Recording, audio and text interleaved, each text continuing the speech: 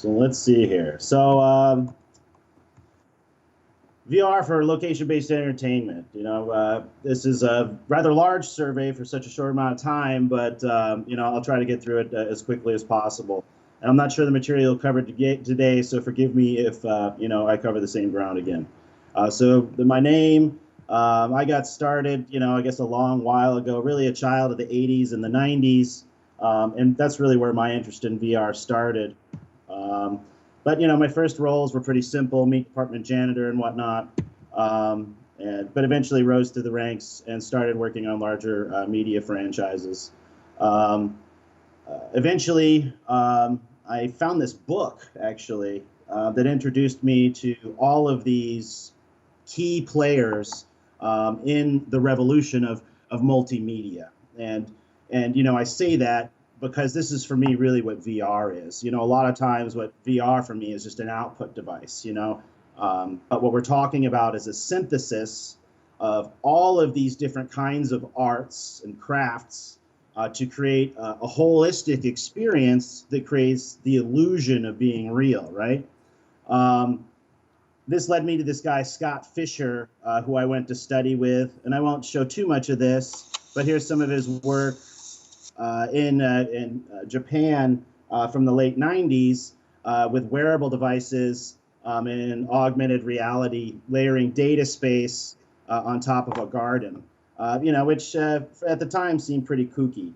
And, Scott actually is one of the people that ended up creating creating VR at NASA in the 80s. So I'll skip Michael, I'll skip Marcia, I'll skip Lev. So a lot of what I focus on is this thing called interactive narrative design. How to create a space that, when navigated by your user, your player, creates a story, creates a sense of a story told. So at the end of that experience, they can tell their friends what just happened and make some kind of story that resembles your design intent. Really your guest as your protagonist, right? Your player as your protagonist.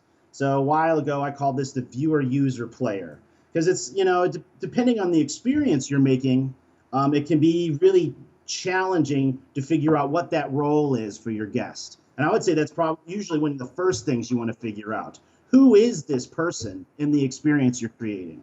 And that will end up driving a lot of your design decisions.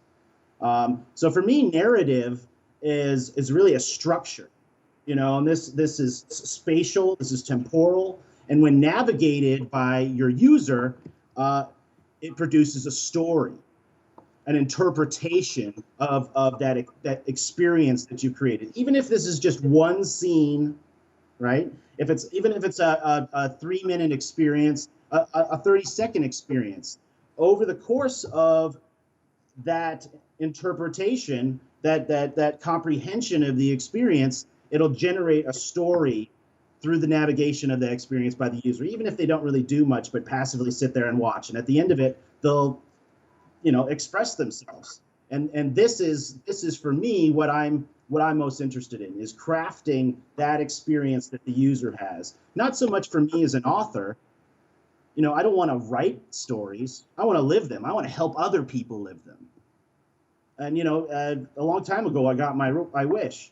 So here's some of my recent projects. Dionysia is this really cool nomadic VR experience I produced, or I guess I developed, really, with the Arts Council England and the Liverpool International Festival for Psychedelia. It's a cyberdelic experience. You kind of drop in and are able to run around this alien landscape. It's all cardboard, actually.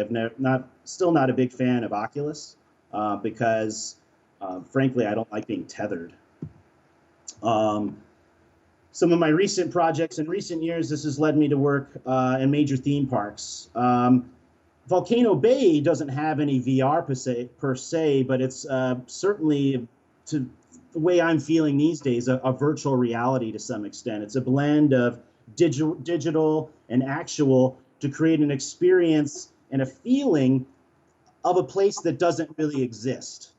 And I'll spare you the video. Probably one of the more exciting projects that I can't really speak of too much is mixed reality experiences for Super Nintendo World as part of Universal Studios Japan. It's also coming to Orlando and Hollywood. And developing some of the attractions there has, frankly, really blown my mind to where this field is going. So another compelling thing, you guys can actually participate in this. You know, I'm not going to sit here and do a sale on it. I don't make any money off of it. But Boomtown Fair, I'm executive producer there on some VR experiences that'll be shown, and that's in the UK in August. And what's really compelling about this, as opposed to, say, Volcano Bay, is it's really a blend of theater, music, virtual reality, a real fusion of these arts together. And that's really where this stuff it comes from for me, a fusion of the arts, a desire to be rather than seem to be in a work of art. So we all might be familiar with reading a great novel, and according to narratology, we're producing that. It's this active relationship between the author and the reader. So as you're reading the text, you're actually sort of creating it in your mind, right? And I just feel like this desire to get inside of media is really driven by that same kind of desire, that same instinct to really finally be in these imagined worlds. So, where does this come from? Obviously, you go all the way back to caves, fires, places of worship. They included visual art, song, dance, this theater of the senses inside of an enclosed space where we could relate pretty abstract things to each other about the nature of our world in this universe. Over, tens of thousands of years, or at least thousands of years, this evolved. We have theater, we have pleasure gardens, which is something that excites me as an attraction designer, arcades, which have manifested in all kinds of ways, and most recently coming into things like stereoscopic photography, cinema, and performance art. Where this really works for me, where this comes from me for me is from Richard Wagner's essay, "The Artwork of the Future," from 1849. And if you let me read this for a second, it's called the Gesamt Kunstwerk. I don't speak German, forgive me. Whereas the public, that representation of daily life, forgets the confines of the auditorium and lives and breathes now only in the artwork, which seems to it as life itself, and on the stage it seems the wide expanse of the whole world. Now here Richard's talking about the future art, a future form of drama. But I think we can all relate to this, and whether it's we switch a couple of words around and change venues, and maybe what arts we're fusing together. And it's really similar to what we're talking about these days with virtual and augmented experiences.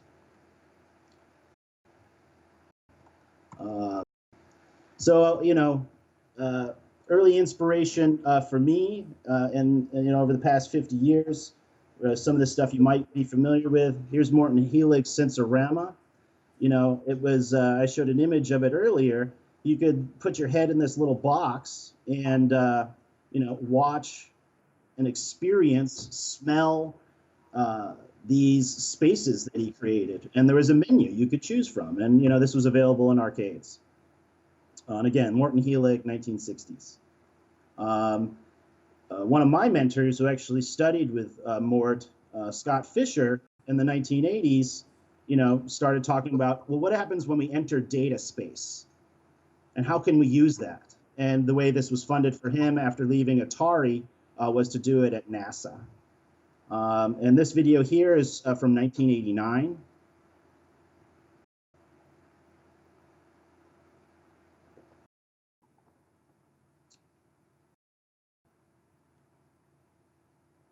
And forgive me, I'm rushing through this perhaps more quickly than I should, but I know we're short on time. So you can see a lot of this stuff isn't necessarily as new as we might think it is. It's been going on for a while, and there's a lot of people that have been looking on how to create these new kinds of experiences. In the 1990s, it started moving into consumer. This is one of my first experiences that I mentioned earlier as a kid in Chicago with actually a British company, taking VR to the local arcade. And then it sort of seemed to disappear with the collapse of the consumer products that showed up in the late 90s. It started, I guess this is more like 91, but we started seeing this stuff show up at theme parks. And this is a simulator. Everyone arguably has the same helmet on, the same 360 video, because it's a massive dome screen. But for me, this is the stepping stone to where we go today. And even some of the state of the art that's out there still tries to do this. I live in Orlando, Florida, and work a lot in designing attractions for theme parks. And Pandora by Disney was just released last year. And fact is, their state of the art still doesn't really go much further past this state of the art from 1991. It's another flight simulator, the other ride's a log flume. But Flight of the Na'vi is, or is it Flight of Passage? There we go. Is essentially the same thing as Back to the Future was back then. So in the 2000s, this stuff just sort of seemed to disappear, really. There was very little action. And it wasn't really until Oculus showed up on the scene in 2012 that stuff started heating up again. And now we've got all kinds of neat players coming into the space. One of my favorites started by this guy I know named Ken. And actually, what's interesting about this is that the Void started as an e-ticket attraction, which means sort of like a major attraction for this new theme park he's building. But it ended up spinning off into its own. And what I find compelling most about this is it sort of goes back to that 90s model of really making a retail space this location-based entertainment, as opposed to, much like an arcade, as opposed to tying it to a theme park. Apparently they're having a lot of success with this model. Have been opening it really all over the world. I highly suggest you go experience it if you hadn't. It was one of the first times, and again, I work a lot in this stuff, so I see a lot of cutting edge stuff I still can't talk about. But the Void remains one of the most cutting edge experiences I've had to date. They've done a fantastic job of, again, mixing reality. Another experience you guys can have in London, it's actually only in London, some of my friends put together. It's really, really an amazing VR experience, but it's more of a mixed reality performance that takes place over the course of several rooms.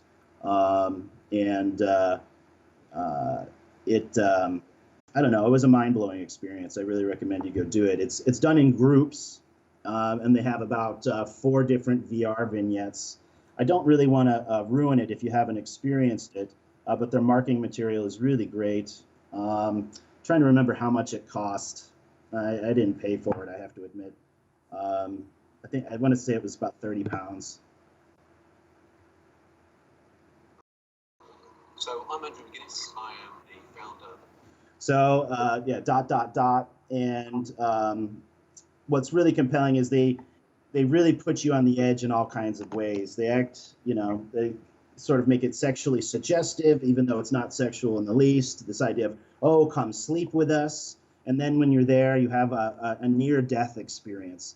It's compelling both from an artistic and a technical standpoint. And, it's getting even bigger out there. So here's a whole theme park. What was it, 53 attractions, I think they have, in China that just opened recently, called the Oriental Science Fiction Valley.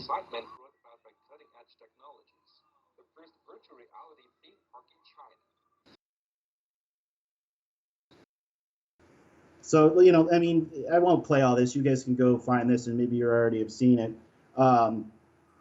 But, we're talking about a 30-year curve in the technology here, from that stuff that was made in NASA to creating these kinds of parks. So I would say, of all times to enter VR, you guys have chosen a great time because it's really exploding. There's all kinds of possibilities. And for the first time, as much as I, am not a big fan of Facebook or Lucky, this stuff is going into the hands of consumers, mostly thanks to Oculus, really.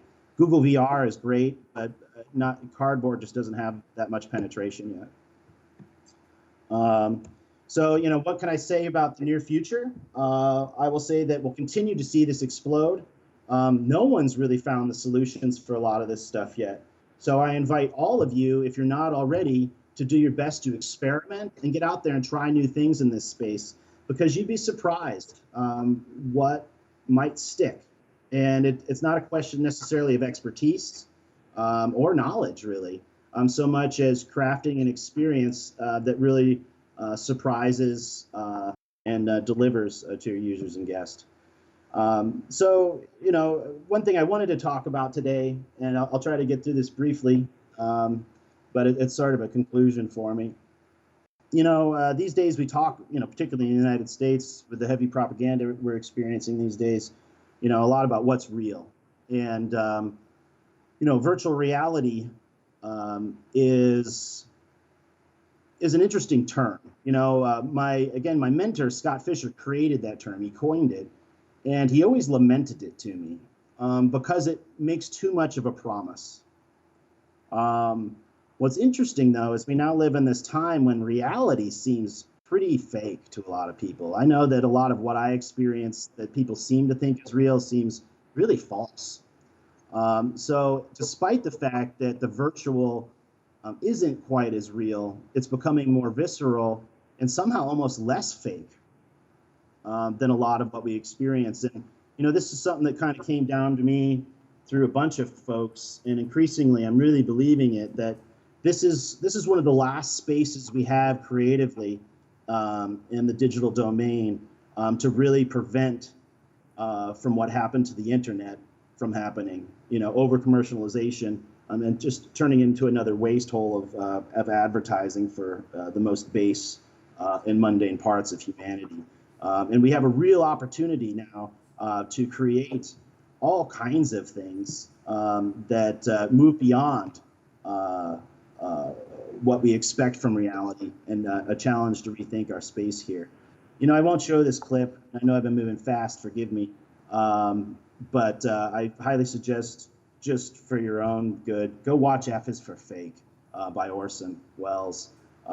Really good study into fakery and creating illusions, really, from cinema to art. And I'm sure if he was around for the explosion in VR, it would be in there too. So are we talking about creating good fakes? Maybe. What we're talking about is creating phenomena, right?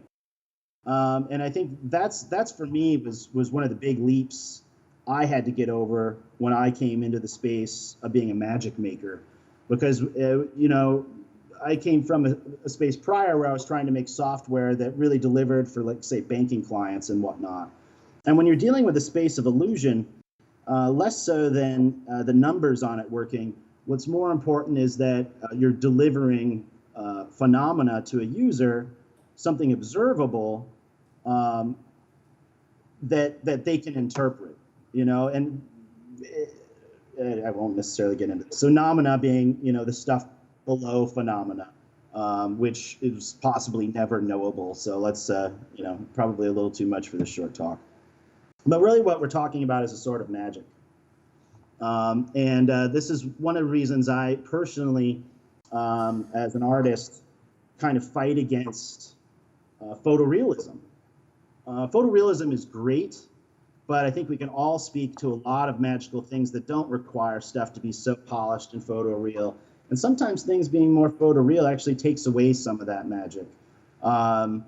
So I think it's really important to remember that what we're doing is creating illusions. And when your user tells you that illusion is working, that's when you know it is.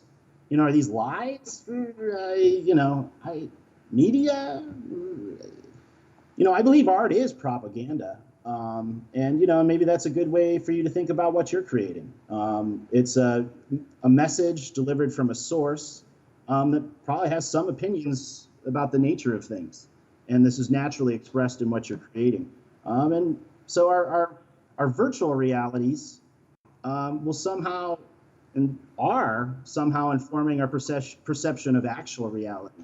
So rather than keeping us trapped within some of our current vices as expressed through current technologies, I really believe that VR, AR, whatever we end up coming to call the layering of digital content, data space on top of reality or in conjunction with reality, is continually going to inform our perception of actual reality. This narrative that we experience and interpret, that we generate stories about. And what I like to think of is by giving people better, more visceral experiences in the virtual will help them to live more fruitful and meaningful lives in the actual. So yeah, I think this term is pretty loaded. And increasingly, I see it less associated with the output device, the headset you have on, so much as the perception that you're creating and the new spaces that you're finding. I may have to cut you short because yeah, well, a lot of that's people it. are on their lunch breaks here. Thank you so much. Thank you so much. Cheers.